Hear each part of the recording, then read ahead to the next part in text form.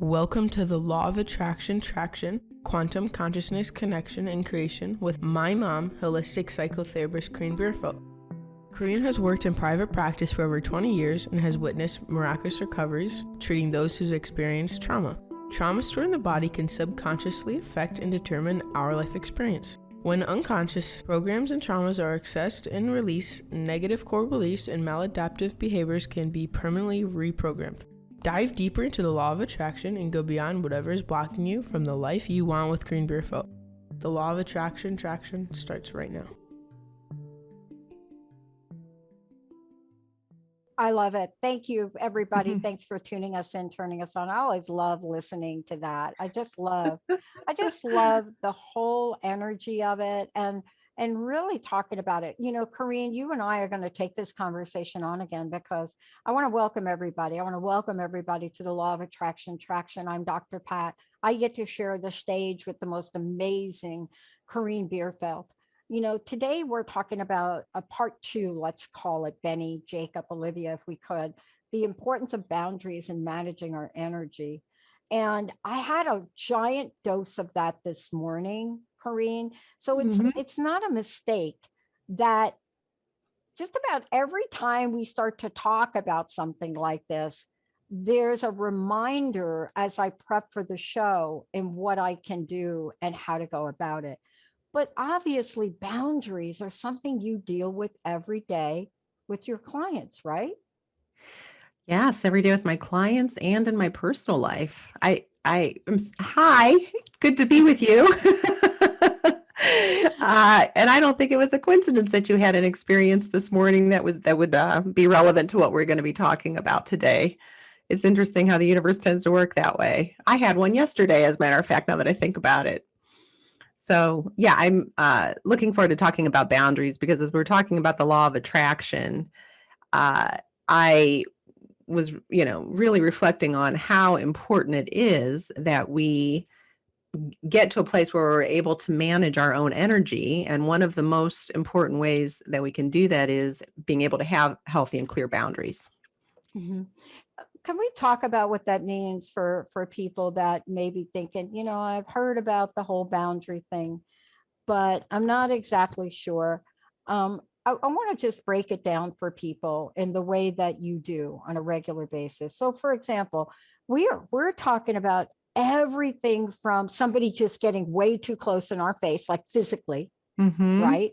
Yep. Then we're also talking about emotional boundaries, and then we're talking about mental or cognitive, which usually gets expressed in words. And so when we're talking about boundaries, the question is really, what is it that another person might do, might say, right, might throw at you that just makes you feel like, ooh, one, this is not safe. Ooh, this feels really icky.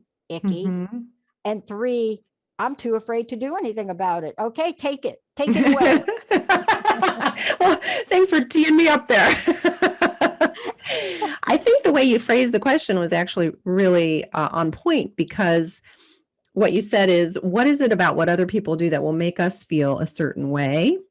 And what you're implying in that is, I think we all have an internal guidance system, whether we realize it or not, which is our bodies a lot of time will recognize, like in a split second, way before our conscious mind will, if something is healthy for us or if it's unhealthy for us. And we will feel it somatically a lot of times in our body. So if our boundaries get violated, it'll be usually a very quick, instant reaction. Problem that a lot of times I think people run into is we override what our bodies are saying instead of listening to the internal guidance system that we have, which is always telling us if something is healthy or appropriate or good for us, or if it's if we're being violated in some way. And then there's different levels and degrees of boundary violation. And so what I've found is that on my own personal journey anyway, the more that I have moved into a place of really like self-love and honoring myself, the clearer my boundaries have become. So I used to be a big people pleaser. I Still, like it those. comes. That's Do you? I call it. Are you ready? I'm Wait for ready. it. Wait for it. I'm Benny, waiting. don't hit the yellow button, Benny. It's called the PP syndrome. There you go. That's perfect. So professional, aren't we? So good. But you see, it's big and it's gotten bigger. You know, look, you and I sit in a world where, especially you more than me, because I'm not practicing. I'm not a practicing counselor like you are. Yeah. But we have watched in the past decade the annihilation, the evaporation, the lack of clarity on what even appropriate boundaries are.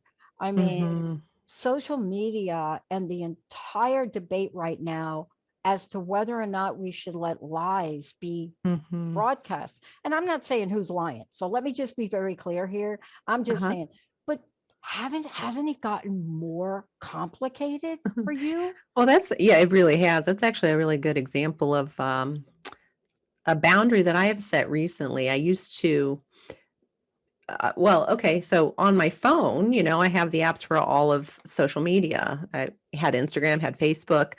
And what I would notice is that, you're constantly getting the notifications. And so what do you do when you see a notification? You immediately hit it and whatever pops up. And it's like, I started to realize that, I would hit the thing thinking I'll just look at whatever notification, and 20 minutes, half hour later, I'm putting all kinds of unfiltered garbage into my brain. So recently I've taken those apps off of my phone so that I don't do that. Just that's an example of a minor boundary, but I think it's really easy to open ourselves up to whatever is out there, especially with social media. A lot of negativity, and for sure, things that I don't want to be putting into my brain can come in. Isn't it challenging though? Because on the one hand, you're a mom, you're a professional like me. And especially in what I do, I have to stay on top of stuff, right? Yes. I mean, something other than how Doctor Strange is doing in the box office, right? But you have to stay on top of it. So you have to learn not to get overexposed, right? And I love the term overexposed because we can let people get into our space and we find ourselves overexposed. We find ourselves in situations, behavioral and otherwise, and we think to ourselves, wow, I should have stopped this 3 weeks ago, right? Yeah, 3 weeks ago, 3 months ago, 3 years ago. Now we're doing some truth telling. Right. Yeah, so one of my great teachers that I've had in my life, he would always say, he really helped me a lot on my own journey of just, as I continued my own personal growth. He would say, as I continue to focus on my health, my job is to focus on me and my healing. And as I continue to focus on my own growth, I know I'm going to get better. And then the people that are around me are either going to get better with me, they're going to come along for the ride, they're going to rise up with me, or they're going to get gone. And he would say, I'm okay with either one. And that's when I first heard that, I was like, well, that sounds easy to say, but it's a really hard reality to put into practice sometimes. And so, my own experience with setting boundaries with people is, first of all, beginning to discern who in my life is a healthy person, who brings me up, who's like going to be a supportive cheerleader, who wants the best for me, who's going to raise me up higher than I already am or see me beyond where I already am.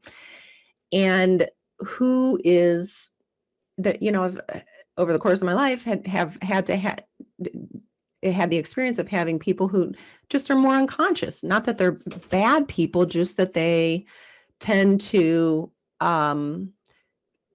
in some cases, interacting with them would bring me down, but in more severe cases, it would be dealing with very toxic individuals. And getting discernment around who's healthy, who's not. And then with the people that are not so healthy, learning how to state, this is what I feel like I want out of this relationship. This is what I expect or deserve. And learning how to detach once I've stated an expectation, if that person isn't willing to meet me there. Now, everybody has bad days and everybody can go into their unconscious stuff. But, like one of the things I've learned over the years is that the healthier a person is, there's certain characteristics that go along with healthy people. Like healthy people tend to be more self-reflective. Healthy people will tend to quickly take responsibility if they've harmed someone. They tend to want to become better. They want to work on themselves. They're interested in personal growth. Most healthy people don't intentionally cause harm to others, but the opposite is also true when you are dealing with people who are, and I'm going to just call them more like, I don't know, toxic is even a good word, more unconscious Toxic's people. good. You like the word toxic? I like toxic only because there's a handful of people that understand conscious and unconscious, but mainstream America understands it when you say toxic people. Okay. And it's okay to say it because we're saying toxic is a series of attributes. Yes. And we can talk about that. So what does toxic look like?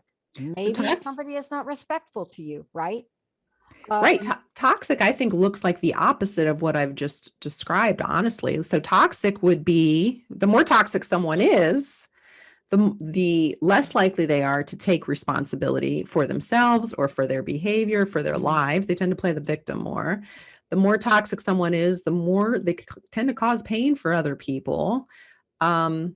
They don't want to self-reflect. They're not interested in growth or in self-improvement. They tend to play the victim a lot.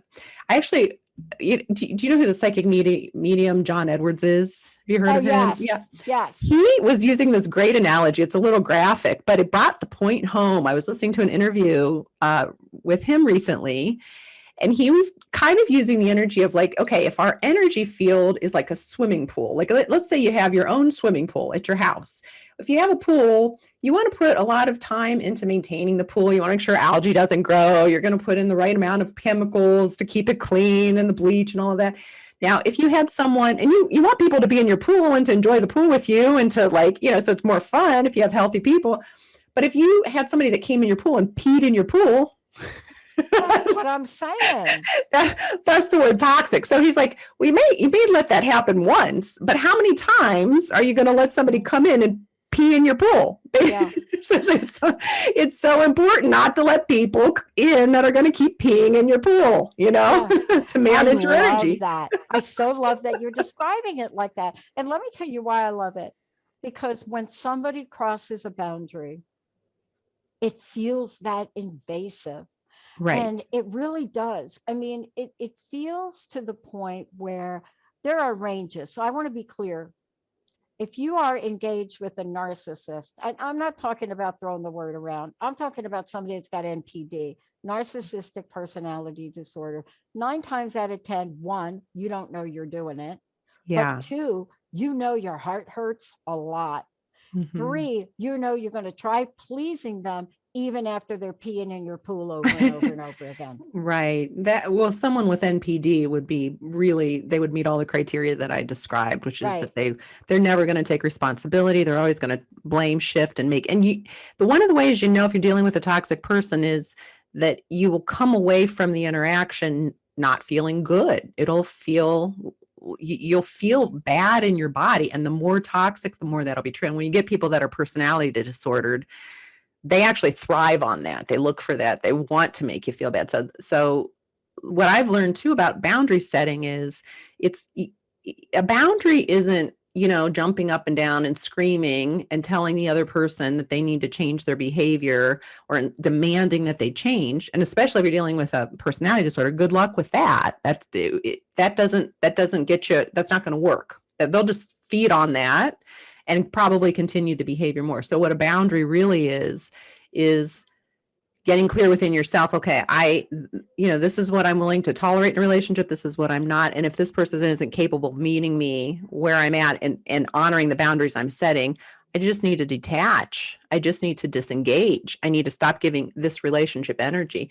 And that was a hard one for me. It's been a hard life lesson because especially with family members, I've had to, toxic family members and stuff, or unhealthy family members.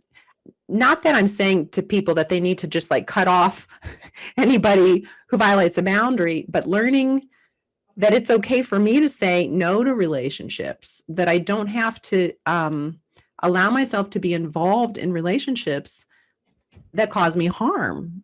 That was a big life lesson. And so the boundary is I disengage, I walk away. I focus on the people that are going to be supportive of me. And one of the things that I learned through the training that I did, in the Wellness Institute, which was where I learned how to do hypnotherapy, is it's not so much our behavior as it is the underlying intention behind our behavior that really matters, the state that we're in when we engage in the behavior. So what I mean by that is, when I talk about disengaging from relationships, I used to, if someone was upset with me, I would go into such a place of like, I need to fix this relationship. I need to make sure that it's okay.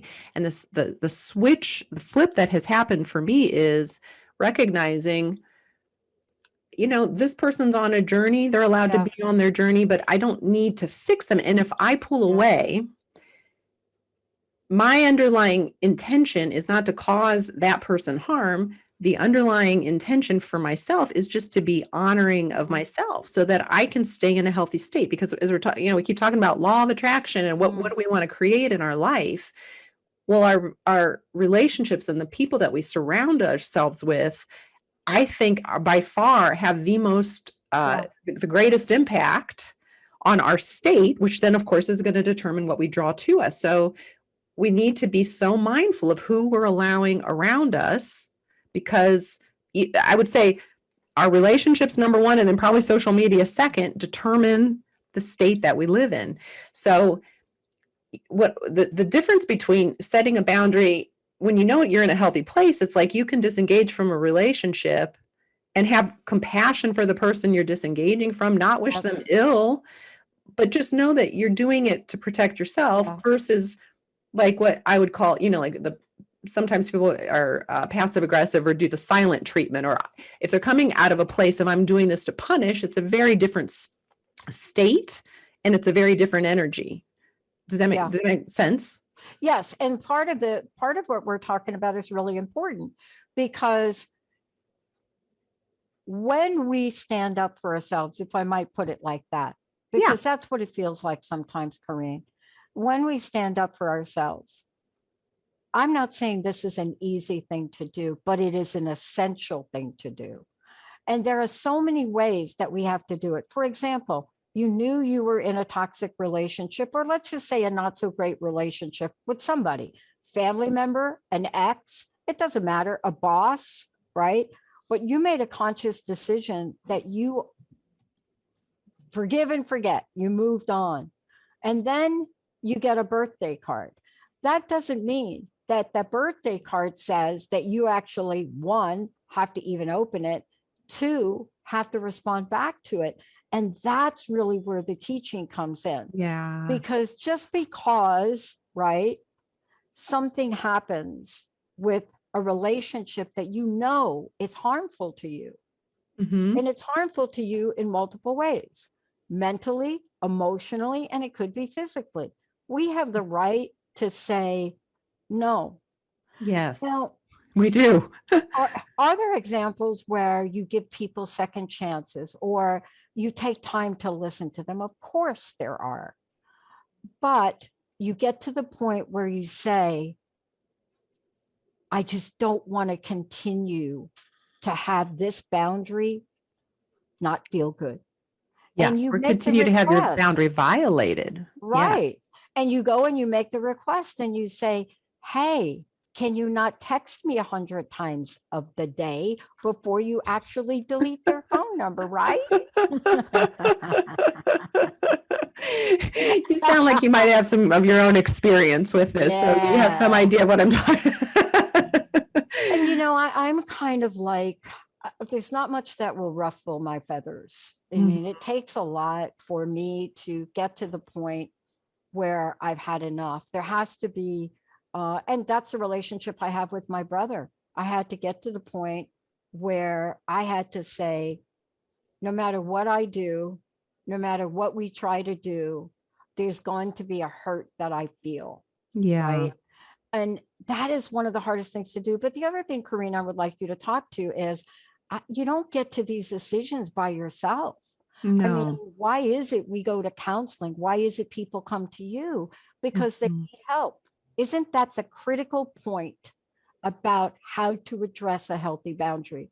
Because we don't see ourselves, right?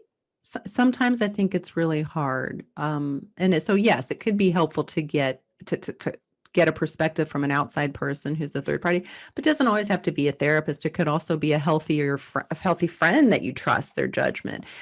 You know what you touched on with your brother, that has been one of my experiences too, is how difficult it is, especially when you're talking about a family member. Some, like you said, it could be a sibling or an ex or a parent. It's a really hard thing for someone to come to a realization of, okay, this is, to really disengage from a core relationship like that. I'm not saying that it's an easy thing. And I've worked with clients, some who make the decision that they just are going to go completely no contact because any interaction is so harmful. And some who decide, especially if it's like family members, that kind of thing, that they keep the contact very limited. So like, if it's say a toxic parent, that they will, okay, we're going to visit for Christmas, but then they'll make sure that they have, they're going to stay for an hour, and then they've got a plan of where they have to be next and a reason to leave. So they don't spend 8 hours with the person. They manage it and they keep it more limited. And that's okay too. I think it's kind of an individual thing for each person to decide. But I just really want to validate, when you talk about your brother and how difficult, it's a hard thing. This is not an easy thing to do. No. And the reason I wanted to do this, on this topic is because, boy, I know what a difficult life lesson it's been for me over and over. But I have also come to realize like how important it really is, how important it is, to get clear that it's okay to honor ourselves enough and to love ourselves enough to say no to people that are unhealthy. And saying no doesn't even have to be a verbal no. It just means we don't continue to engage and respond and interact with people that are going to like draw us into the muck. Yeah. We don't want to be in the muck. Yeah. And part of this too is, and just talking with you about this is, let me just be a little bit clear. We're using very generalizations, and some of these are harder than others. For example, when it comes to a son or a daughter, a child, Yeah. those take a skill. They take, and sometimes it's an easy one. Sometimes it's one of these things where, they're pushing your limit, right? By asking you for the extra $10 in the right. But other times it's not. Other times it's something more serious. Koren, this is a very important show and very powerful, but this is also represents the body of work you do with others. Let's take a minute and let folks know, one, how can they find out more about how to work with you? And let them, take a look at some of the things you do. What is the best way to do that? So yes, that they can go to my website, which is my name, KorenBierfeldt.com. And there is information on my practice there, and my contact information, my office number, and how to reach me is on there as well.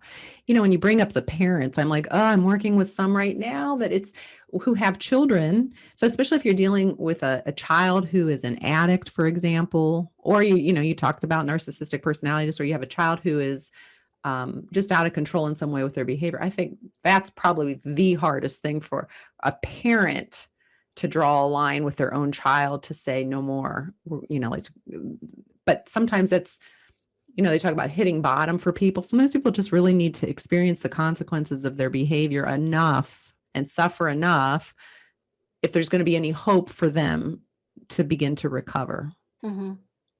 Look, I think that this is a part 2 to a conversation because, Oh, we could talk about this for hours. I know. Yeah, but the other part of it is it's so relevant now. I It's so know. relevant in so many different ways. And what social media has done, it's done a lot of great things to connect us, but it's also done a lot of things to blur the lines, right? For And sure. because the lines are now blurred, and because we don't want to not please someone, it does get complicated. So thank Mhm. you for taking this on. Again, let me just ask, tell people how to find you, but also what's your personal message? What would you like to leave us with today? Mm. So again, my website is my name, KorenBierfeldt.com. And as far as a personal message, I just think it would be something around this principle of learning to love yourself enough and to honor yourself enough that you begin to trust your own body, your body's wisdom, to have discernment, to speak up when something doesn't feel right, and to be Mhm. able to begin to really set those healthy, clear boundaries that will help you to live the kind of life you really want to live. I love it. Koren, thank you for this, because boundaries, as you said before, is multifaceted. And yet it is the kind of thing that we need to attend to every day, Absolutely. every day.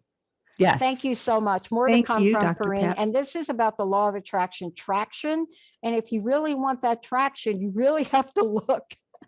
You really have to look at the dynamics that are going on in your life, the dynamics that don't feel good. Koren, thank you so much. Yes. Thanks, Dr. Pat. It was wonderful as always. Appreciate you. All right. Take Take care. care. You bet. Bye-bye. Bye. Let's take a short break, everyone. We'll be right back. Thanks for joining the Law of Attraction Traction with host, my mom, Koren Bierfeldt. Tune in every third Tuesday of the month at 10 a.m. Pacific, 1 p.m. Eastern on Transformation Talk Radio, and learn how you can heal from the traumas and conditions you thought were impossible. Get inspired to pursue your own healing and growth so that your light shines brighter than ever. To learn more about Koren and the services she provides as holistic psychotherapist, visit her website at KorenBierfeldt.com.